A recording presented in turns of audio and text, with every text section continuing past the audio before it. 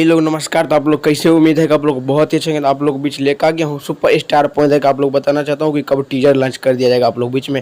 तो इसलिए वीडियो का आप लोग एंड तक देखेगा तभी आप लोग को पता चलेगा कि हाँ आ रहा है इतने तारीख को। तो चलिए दोस्तों शुरू करते हैं। बता दो कि सुपर स्टार पॉइंट का आप लोग बीच में जेल सॉन्ग, ये आप लोग महंगा सर बजट का सॉन्ग आ रहा है। जैसे आप लोग बीच में याद सॉन्ग आप लोग बीच में देखने को मिला था, वो महंगा बजट का आप लोग फैन सब भी आप लोग बीच में वो अपना वीडियो बनाया था शॉर्ट, तो आप लोग बहुत अच्छा प्यार दिला दिए। ये भी सॉन्ग आप लोग बीच में वैसा ही हुआ है, मतलब महंगा बजट का आप लोग भी आ रहा है जेल सॉन्ग। मैं बता दूं कि 29 तारीख को या तो आप लोग 30 तारीख को आप लोग इसका टीजर लॉन्च करेगा, या तो फुल वीडियो आप लोग बीच देखने को मिलेगा छठ के बाद ही। तो बस आप लोग इंतजार करिएगा क्योंकि फुल वीडियो आएगा जेल बहुत ज़बरदस्त का, जिसमें श्वेता महारानी आप लोग बीच में देखने का मजा आएगा और सुपर स्टार पहुँच जाएगा।